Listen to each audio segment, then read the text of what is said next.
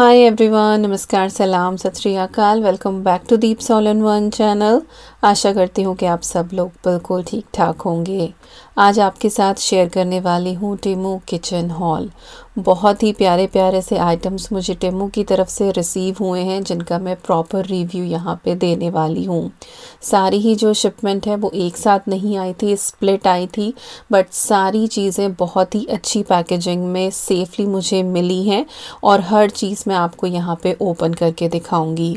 ये video Temu के साथ कोलैबोरेशन में है, इसका मतलब इनमें से कुछ भी चीज़ मैंने बाय नहीं करी है, उन्होंने मुझे सैम्पल्स भेजे हैं रिव्यू के लिए।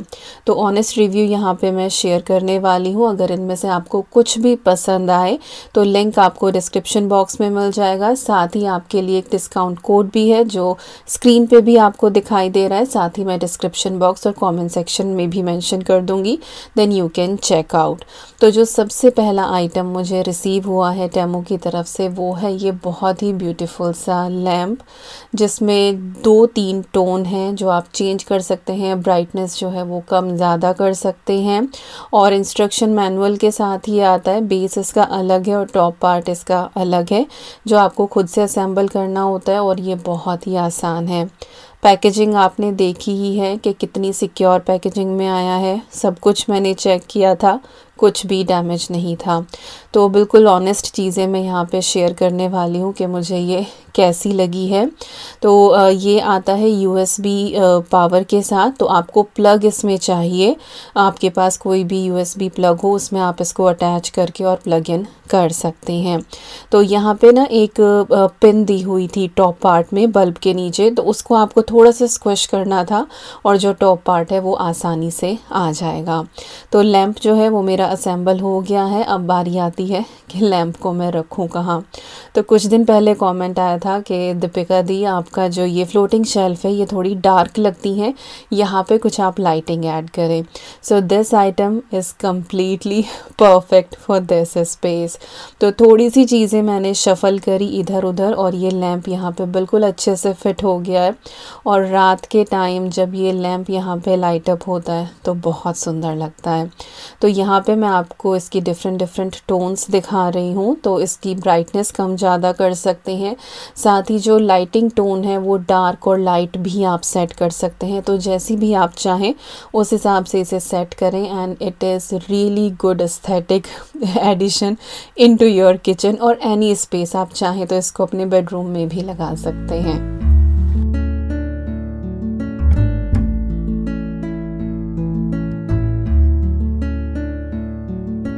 तो चलिए अब सेकेंड आइटम की तरफ आ जाते हैं और वो है ये कास्ट आयरन कढ़ाई जो इनेमल्ड है। मेरे पास एक भी इनेमल्ड कोटेड कास्ट आयरन पैन नहीं था और मैं बहुत दिनों से सोच रही थी।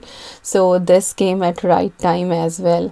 काफ़ी हैवी है, कलर मैंने खुद से ही चूज़ किया था। जैसे कि आपको पता है मेरी किचन में जो पॉप ऑफ कलर है वो रेड है, तो ये स्टोव टॉप पे रखा हुआ भी अच्छा लगेगा। इनकेस आप कुकिंग भी नहीं कर रहे हैं तब भी। तो ये बहुत प्रिटी सा एक पैन है और कढ़ाई की शेप में है ये, तो इंडियन कुकिंग के लिए बिल्कुल परफेक्ट है। केयर इंस्ट्रक्शंस और सारी चीज़ें इसके ऊपर मेंशन है कि किस तरीके से आपको इसकी केयर करनी है। इनेमल्ड है और इसमें रस्ट वगैरह की कोई दिक्कत नहीं होती है, बट आपको वुडन स्पैचुला इसके साथ यूज़ करनी है। स्टील वगैरह से जो है इसकी कोटिंग ख़राब हो सकती है। जो इसका आउटर रिम होता है वो सिर्फ कास्ट आयरन का है, तो जब भी आप इसको धुलें ड्राई करके आप चाहे तो रिम पे थोड़ी सी ऑयलिंग कर सकते हैं, जो ये ब्लैक पार्ट आपको दिखाई दे रहा है। और यहाँ पे मैं अपना पूरा हाथ रख के आपको दिखा रही हूँ कि ये काफ़ी बड़ी कढ़ाई है, बहुत हैवी है ये, तो दोनों हाथों से आपको इसको उठाना पड़ेगा और थोड़ी सी केयर इसकी करनी पड़ेगी। तो फर्स्ट यूज़ से पहले इसको आपको अच्छे से वॉश करना है और इसको ड्राई करना है, बट इसको ऑयल वगैरह लगा के सीज़न करने की ज़रूरत नहीं होती है। एक चीज़ मैं यहाँ पे मेंशन करती चलूँ कि जो इनेमल कोटेड पैन होते हैं इनको आप प्रॉपर जो कास्ट आयरन पैन होते हैं उनसे कंपेयर मत करना। उसमें आपको आयरन मिलता है, लेकिन इसमें जो है आपको वो आयरन नहीं मिलता है क्योंकि इसमें कोटिंग हो रही है। बट ये है कि ये बहुत हैवी होता है, इवन कुकिंग होती है, स्लो कुकिंग होती है, तो हेल्दियर वर्जन है रादर देन क्विक कुकिंग। तो चलिए पैन जो है वो मैंने वॉश कर लिया है, ड्राई कर लिया है। अब आपके साथ रेसिपी शेयर करती हूँ। तो भरवा बैंगन बनाने वाली हूँ और उसके लिए यहाँ पे हम भरवा मसाला रेडी करेंगे। तो अच्छे से मैंने कढ़ाई को गरम कर लिया था, उसमें मैंने 2 टेबलस्पून सौंफ के ऐड करे हैं, 2 टेबलस्पून साबुत धनिया डाला है, 1 टीस्पून जीरा डाला है, थोड़ी सी दालचीनी, 1 टीस्पून मैंने इसमें काली मिर्च डाली है साबुत वाली, 2 टेबलस्पून भर के मैंने इसमें तिल डाले हैं सफ़ेद वाले, और 2 टेबलस्पून ही भर के मैंने इसमें डेसिकेटेड कोकोनट डाला है, आप ड्राई कोकोनट भी ले सकते हैं। और 2 टेबलस्पून भर के यहाँ पे मैंने इसमें बेसन का डाला है, 1 टीस्पून कसूरी मेथी, और हाँ, सूखी लाल मिर्च भी डाली थी जो आपको दिखाई दे ही रही है। 2 टेबलस्पून भर के मैंने इसमें पीनट्स के डाले हैं, मेरे पास ये रोस्टेड वाली ही रखी हुई थी तो मैंने यही ऐड कर ली। आपके पास अनरोस्टेड हो तो आप वो भी इसके अंदर यूज़ कर सकते हैं, और छिलका वगैरह पिस जाएगा तो कोई दिक्कत वाली बात नहीं है।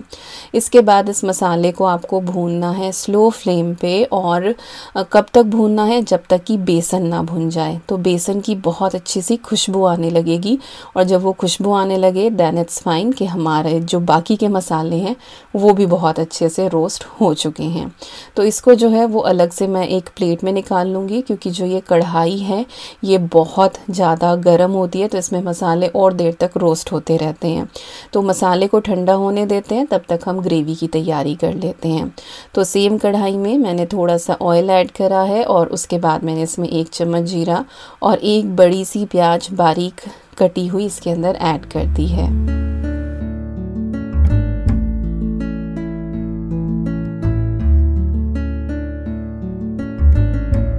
तो प्याज को यहाँ पे थोड़ा सा मैंने भून लिया, और मैं फ़र्स्ट टाइम कुकिंग कर रही थी तो मुझे हीट का अंदाज़ा नहीं हो रहा था इसमें, बट हाँ अब काफ़ी टाइम हो गया मुझे इसे यूज़ करते हुए, और तभी मैं आपके साथ ये वीडियो भी शेयर कर रही हूँ कि हाँ सारी चीज़ें जो हैं वो ठीक निकली हैं। अच्छा, फिर बेसिक सूखे मसाले मैंने ऐड कर दिए थे, धनिया, हल्दी, रेड चिली पाउडर, और बारीक चॉप किए हुए 2 टमाटर इसके अंदर डाल दिए हैं। थोड़ा सा सॉल्ट यहाँ पे ऐड कर दिया है, जिससे जो है हमारे टमाटर जल्दी से गल जाएं और हमारा मसाला फटाफट रेडी हो जाए। अच्छा, यहाँ पे प्यूरे करके ऐड मत करना, ऐसे दरदरा ही आपको टमाटर ऐड करना है। तो उधर हमारा मसाला रेडी हो रहा है, और ये जो हमने सूखा भरवा मसाला बनाया था ये भी हमारा ठंडा हो गया है, तो इसको अब हम यहाँ पे पाउडर फॉर्म में कर लेंगे।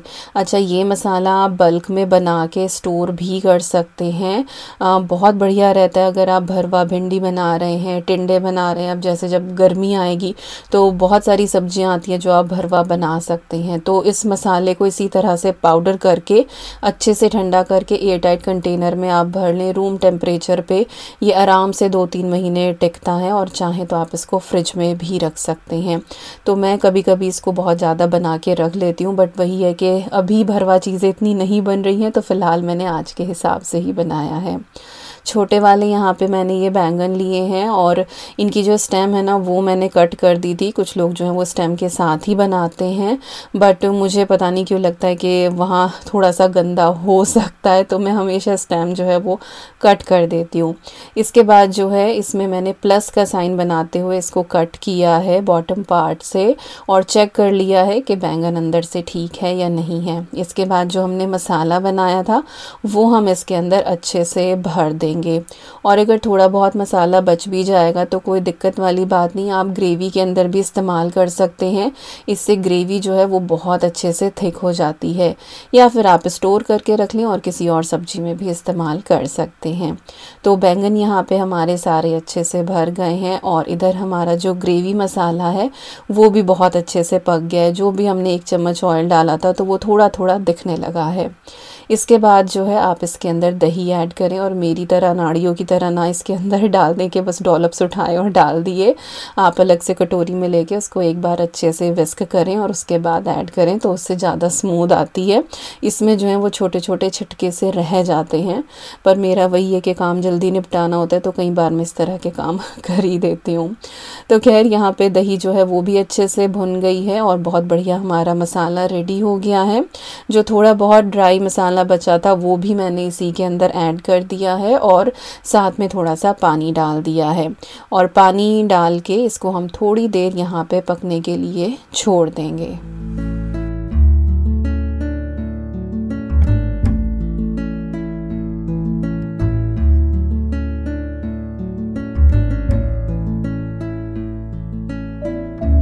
यहाँ पे बॉयल आ गया है। इस टाइम पे हम इसमें जो बैंगन है हमारे भरवा वो ऐड कर देंगे और मीडियम फ्लेम पे हम इसको कुक करेंगे।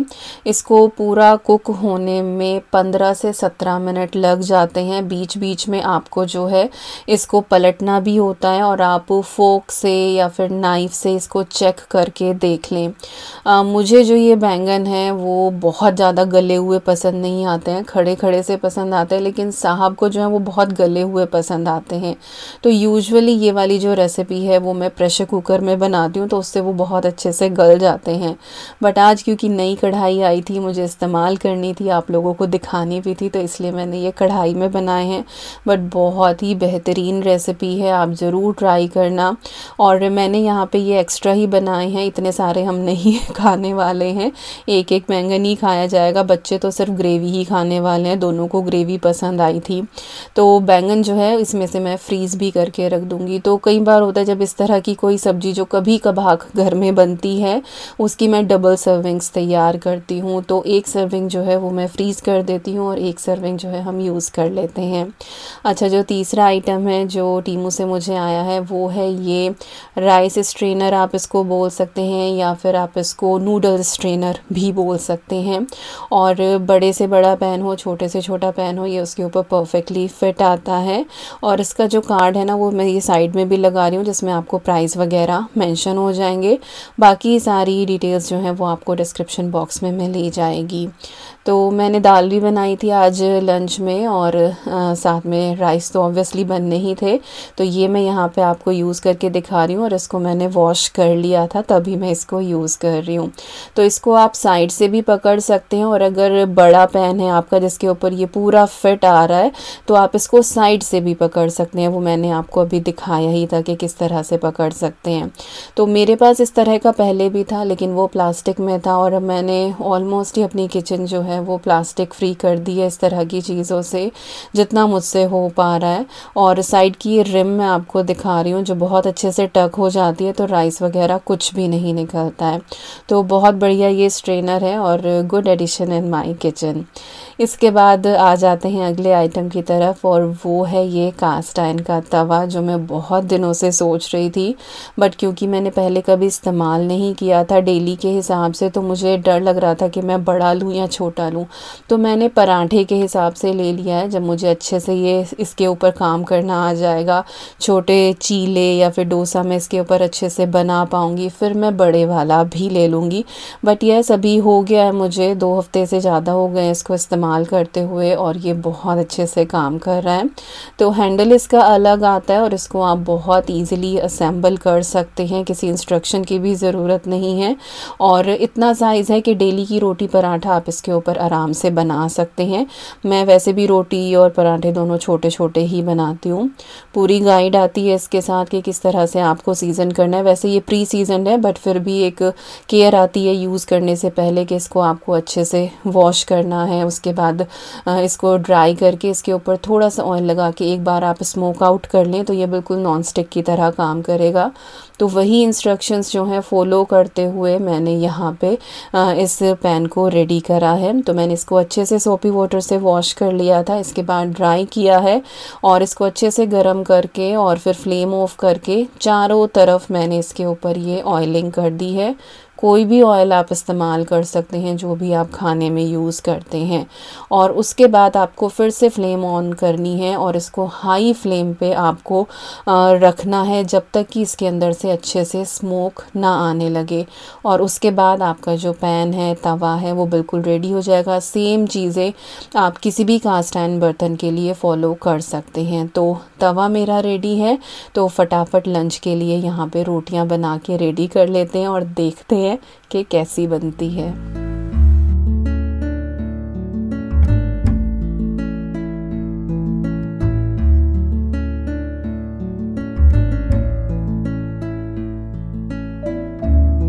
मैं पिछले कई सालों से कास्ट आयरन के बर्तन इस्तेमाल कर रही हूँ। मैंने एक स्किलेट का सेट भी लिया था, वो भी मैंने टीमू से ही लिया था और सारे ही बहुत बढ़िया निकले हैं। तो इनके पास बहुत सारा कलेक्शन है कास्ट आयरन के बर्तन का। आपको ये अपर पैन भी वहाँ पे मिल जाएगा। मैंने एक छोटा सा पैनकेक वाला पैन भी वहाँ से लिया था, वो तो मैंने खुद से ही लिया था, बट ये जो है मुझे कोलैबोरेशन में मिला है।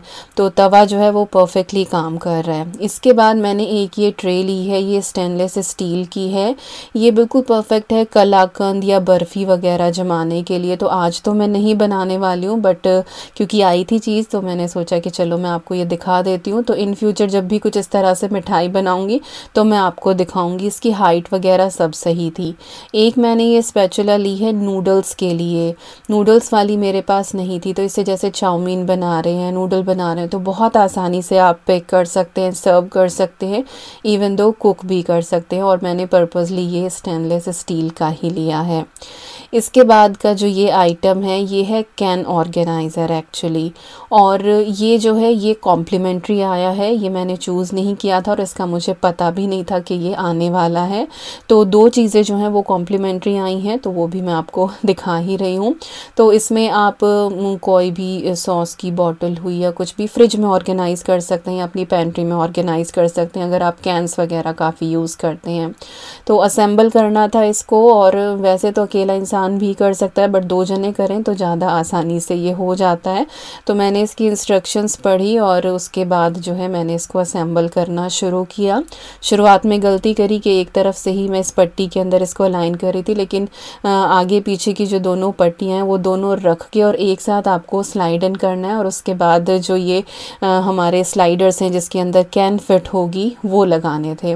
तो जब मैं कुछ गलत करने लगी फिर साहब को बुलाया कि कुछ गलत तो हो रहा है। देन ही सेड कि दीपिका दोनों साथ लगाने हैं। तो फिर हम दोनों ने मिलके इसको जो है किया और आराम से 5-1 मिनट के अंदर ये आराम से असेंबल हो गया था। और इसका जो साइज़ है ना वो छोटा बड़ा आप कर सकते हैं कैन के साइज़ के हिसाब से, और ये साइड से बहुत अच्छे से टक हो जाता है। तो finally this tray is ready. और इसके बाद मैंने इसको अच्छे से वाइप डाउन कर लिया था और फिर मैंने इसको फ्रिज में लगाया। तो मेरे पास ना जो मिडल शेल्फ़ है इसमें मैं एक बास्केट रखती हूँ जिसमें ऑलमोस्ट सारे कॉन्डिमेंट्स वगैरह होते हैं, और कुछ एक अचार की बॉटल्स जो हैं वो फ्रिज के दरवाजे में रखी हुई हैं। तो सारी की सारी जो हैं वो इसके अंदर बहुत अच्छे से फ़िट आ गई थी। इवन तो जो पास्ता सॉस की बॉटल्स होती हैं वो भी इसके अंदर फ़िट आ गई थी, क्योंकि साइज़ आप इसका एडजस्ट कर सकते हैं। तो जो ये बास्केट है ये मेरी खाली हो गई और साथ ही जो फ्रिज का दरवाज़ा था वो भी खाली हो गया। तो इसी तरह के ना बहुत सारे प्रोडक्ट्स आपको टेमू पे अफोर्डेबल रेंज में मिल जाते हैं, और किचन से रिलेटेड, घर से रिलेटेड, एवरीथिंग। कपड़े, मैंने अभी कुछ टाइम पहले एक और टीमू हॉल किया था जिसमें मैंने घर से रिलेटेड आपको चीज़ें दिखाई थी। वो हॉल भी आपको बहुत पसंद आया था, उसका मैं लिंक दे दूँगी डिस्क्रिप्शन बॉक्स में, आप चेक कर लेना। तो कैंस जो हैं वो मेरी बहुत अच्छे से, like not cans, bottles fridge के अंदर बहुत अच्छे से ऑर्गेनाइज हो गई हैं। अब जो अगला आइटम मुझे अगेन कॉम्प्लीमेंट्री रिसीव हुआ है वो है ये एग ट्रे डिस्पेंसर, या एग डिस्पेंसर आप इसको बोल सकते हैं। हम एग्स वगैरह बहुत ज़्यादा नहीं खाते हैं, सीज़न के टाइम पे 1-2 बार ही हमारे घर में आते हैं, बट प्रोडक्ट ये बहुत अच्छा है और ये मैंने बहुत जगह देखा भी है।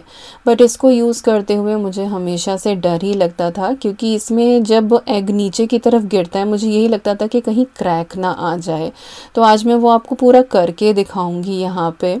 तो पहले मैंने इसको खोला और इसको लगा के देखा, फिर मैंने इसको जो है वो अच्छे से वॉश किया, और वॉश करने के बाद मैंने इसको फ्रिज में ही रख दिया था। तो अभी आपको ये ठंडा ठंडा दिखाई भी दे रहा होगा।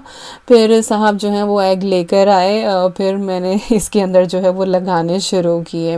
तो इस तरीके से आप नीचे से इसमें एग्स फिट करते जाएं। उसके बाद जो बीच वाला फ्लैप है वो आपको लगाना है, और उसके बाद जो एग है वो फिर दूसरी लाइन जो है वो इसके ऊपर लगानी है। तो अब ये डिस्पेंस किस तरीके से करेगा कि आपको जो है वो फ्रंट से ऐसे एग निकालना है। तो यही मुझे सबसे ज़्यादा डर था कि जब नीचे से एग निकालते हैं और ऊपर वाला जो है वो नीचे आके गिरता है कि कहीं वो क्रैक ना हो जाए, क्योंकि बहुत डेलिकेट होता है।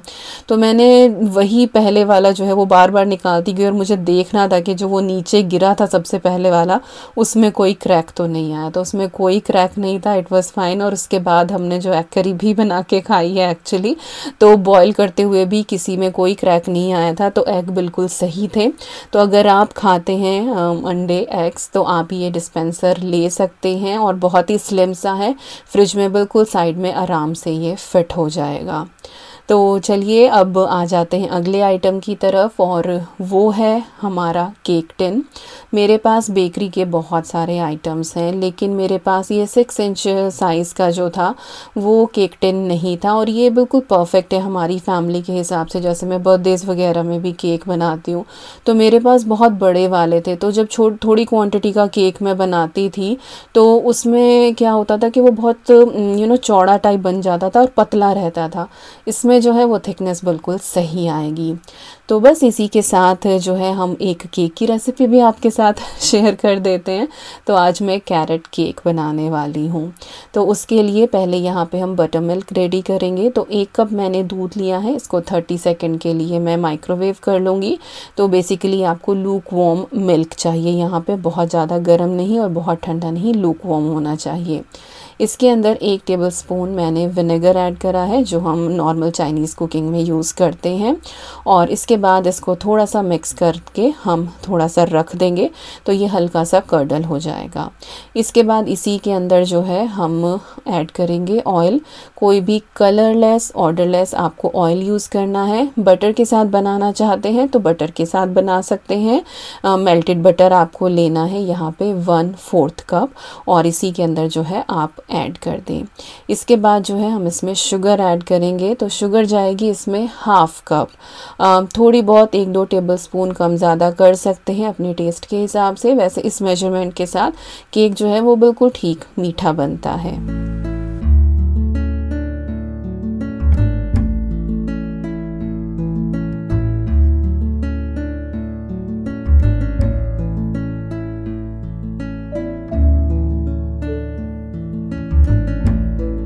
तो यहाँ पे सारी चीज़ें मिक्स करके मैंने एक तरफ साइड में रख दी हैं, और इसके बाद हम ड्राई इंग्रेडिएंट्स ऐड करेंगे। लेकिन उससे पहले जो हमारा केक टिन है उसको रेडी कर लेते हैं। तो इसको मैंने अच्छे से वॉश कर लिया था, ड्राई कर लिया था, और जिस छोटे कप में मैंने थोड़ा सा ऑयल लिया था केक में डालने के लिए, उसमें नीचे इकट्ठा हो जाता है, तो उसी को मैंने ब्रश के ऊपर लेके और इसको जो है वो अच्छे से कोट कर दिया है। ड्राई फ्लावर वगैरह मैं कम ही लगाती हूँ, इससे भी आपका केक बहुत आसानी से निकल आता है अगर आप इसको अच्छे से ग्रीस कर दें। बटर पेपर जो है वो मैंने बॉटम में लगा दिया है। इधर जो है हमारे वेट इंग्रेडिएंट्स बहुत अच्छे से मिक्स हो गए हैं, चीनी अच्छे से घुल गई है, और अभी हम इसमें ड्राई इंग्रेडिएंट डालेंगे। तो यहाँ पे मैं 1.5 कप ले रही हूँ गेहूं का आटा, आप चाहें तो मैदा भी ले सकते हैं। और वो 1 कप वाला गीला था दूध की वजह से, तो मैंने आधे कप वाले का मेजरमेंट लिया है, तो इसीलिए आपको वो 3 बार डलते हुए दिखाया, बट टोटल जो है वो 1.5 कप ही हमें यहाँ पे लेना है। बेकिंग पाउडर जो है वो 1 टीस्पून डालेंगे, 1/2 टीस्पून इसमें बेकिंग सोडा ऐड करेंगे, और इसके बाद जो है ये ड्राई इंग्रेडिएंट हम अच्छे से इसके अंदर छान लेंगे। अच्छा, मैंने प्लेट ऊपर रखी थी, ये मैं सोचना कि ढक के रखना है, वो इसलिए रखी थी क्योंकि मुझे इस स्ट्रेनर के अंदर ड्राई इंग्रेडिएंट डालने थे, और वो स्ट्रेनर ऐसा है कि मैं वेट इंग्रेडिएंट के ऊपर रख नहीं सकती थी, तो मैंने इसीलिए प्लेट के ऊपर रख दिया।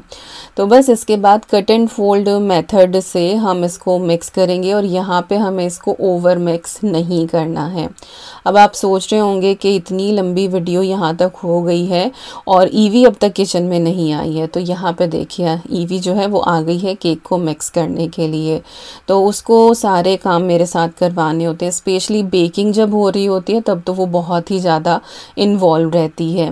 तो यहाँ पे अब मैंने इसके अंदर ग्रेटेड कैरेट ऐड कर दी है 1.5 कप। वैसे आप इसके अंदर 1 कप भी ऐड कर सकते हैं, बट मुझे कैरेट जो है वो बहुत ज़्यादा पसंद है और मैं ज़्यादा डालती हूँ, और इससे भी हमारा जो केक है वो बहुत अच्छा बनता है। बस ध्यान ये रखना है कि बिल्कुल बारीक साइड से आप इसको ग्रेट करें।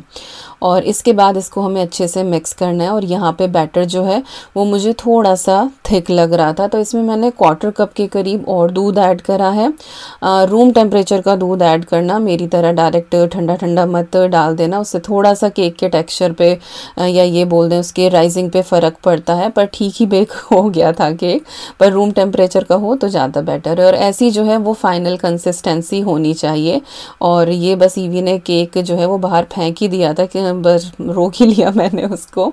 तो यहाँ पे जो है वो केक टिन के अंदर हम इस बैटर को ट्रांसफ़र कर देंगे और इसके बाद हम इसको बेक करेंगे 180 डिग्री सेल्सियस पे। 25 to 30 मिनट लग जाते हैं। वैसे हर ओवन जो है वो डिफरेंट होता है, और टैप करना बिल्कुल ना भूलें, और बीच में जो है वो आप इसको चेक कर लें। तो एग्जैक्टली 27 मिनट में जो केक है वो डन हो गया था। मैंने इसको 20 मिनट के बाद चेक करना शुरू किया था। केक रखते ही एटलीस्ट 15-20 मिनट तक ओवन बिल्कुल ना खोलें, नहीं तो वो श्रिंक हो जाता है केक आपका। और उसके बाद जो है फिर आप उसको चेक करना शुरू करें जब वो बिल्कुल एंड टाइम के पास आने लगे। तो यहाँ पे अभी जो केक है इसको डीमोल्ड कर लेते हैं। और अभी मुझे ये कट नहीं करना था, लेकिन जब घर में केक बेक होता है तो घर में किसी को जो है वो शांति नहीं पड़ती है। सबको ये होता है कि अभी बस कट करके हमें खिला दो। तो यहाँ पे हमारा जो केक है बस ये गरम गरम सा ही है। अभी मैं कट करूँगी ना, आपको दिखेगा अंदर से जो है वो स्टीम निकलेंगी। लेकिन जब भी आप कोई चीज़ बेक करें ना, जब उसको कट करें तो आप उसको अच्छे से ठंडा कर लें और उसके बाद कट करें, तो वो और ज़्यादा बेटर कट होता है। तो ये सेरेटेड नाइफ़ है, इससे जो बेकिंग की चीज़ें होती हैं, केक हो या फिर ब्रेड हो, बहुत अच्छे से कटती है। तो गरम गरम ही है केक, बट स्टिल आप इसका टेक्सचर देख सकते हैं कि कितना फ्लफ़ी और मॉइस्ट ये केक बना है। तो मस्ट ट्राई रेसिपी, आप ज़रूर ट्राई करना, आपके बच्चों को बहुत पसंद आएगी। आप स्कूल में एक हेल्दी स्नैक की तरह भी उनको दे सकते हैं। शुगर है इसके अंदर, लेकिन ये है कि कैरेट भी है इसके अंदर, और आपने गेहूं के आटे से बनाया है। तो केक तो हमने बहुत बढ़िया बना लिया। अब केक को डिस्प्ले करने के लिए भी तो कुछ बढ़िया चाहिए ना। So this is a last item which I got from Temu, and this is cake stand. और मेरा बहुत दिनों से मन था इस तरह का लेने का। यहाँ पे मिल रहा था मार्केट में, लेकिन यहाँ तो सारे ग्लास के ही मिल रहे थे, इस तरह का मुझे नहीं मिल रहा था। और इनके पास तो इतनी वैरायटी है वेबसाइट पे, अगर आप चेक करेंगे कि पूछो ना, इतने सुंदर सुंदर और डिफरेंट साइज़ के आपको मिल जाएंगे। छोटा चाहिए, बड़ा चाहिए, तो मैंने ये मीडियम साइज़ का लिया है। लिंक अगेन आपको डिस्क्रिप्शन बॉक्स में मिल ही जाएगा। तो लेने को तो बहुत कुछ ले लो, पर वही है कि जिस चीज़ की ज़रूरत है हमें सिर्फ वही लेना चाहिए, और दूसरों की देखा देखी भी नहीं लेना चाहिए कि उसने लिया है तो चलो मैं भी ले लूँ। आपको हमेशा ये सोचना चाहिए कि आपको किस चीज़ की ज़रूरत है। मैं कंटेंट क्रिएटर हूँ, ब्रांड्स मुझे कांटेक्ट करते हैं और मैं चीज़ें आपके साथ शेयर करती हूँ, this is my work. But इसका ये मतलब नहीं है कि जो मैं ले रही हूँ वो आप एकदम ले लें। आपको एनालाइज़ करना है कि आपको किस चीज़ की ज़रूरत है। तो जब आप इसको स्टोर करें तो इस तरीके से स्टोर कर सकते हैं, तो शेल्फ़ में जो है ये जगह कम लेगा, वर्टिकल स्पेस आपका बचेगा। तो इसको मैंने अच्छे से क्लीन कर दिया है, और इसके बाद जो हमारा केक है कैरेट वाला, वो हम इसके अंदर डिस्प्ले करेंगे। और जब चीज़ें इस तरह से सजी हुई ब्रेकफास्ट बार पे या डाइनिंग टेबल पे रखी हो ना, जल्दी ख़त्म हो जाती हैं, पर देखने में बहुत सुंदर भी लगती हैं। तो ये सारे प्रोडक्ट्स के लिंक आपको डिस्क्रिप्शन बॉक्स में मिल जाएंगे, और कूपन कोड आपको स्क्रीन पे दिख ही रहा है। सारी डिटेल्स मैं मेंशन कर दूंगी। इसमें से कुछ भी पसंद आए तो आप चेक कर लेना। They have tons of things on their website, and I am fully satisfied with everything, और तभी मैंने ये आपके साथ शेयर करा है। और ये है रात का व्यू इस लैम्प के साथ, और किचन मुझे बहुत प्यारी लग रही थी। और इसी के साथ आ गए हैं इस वीडियो के एंड पे। आई होप आपको आज की ये वीडियो पसंद आई होगी। मिलती हूँ आपसे नेक्स्ट व्लॉग में। Till then you guys take care, and I am sending lots and lots and lots of love to you all. Thank you so much for watching. Take care and bye bye. और हाँ, recipe कैसी लगी वो ज़रूर बताना, और सबसे ज़्यादा अच्छा क्या लगा ये भी ज़रूर बताना।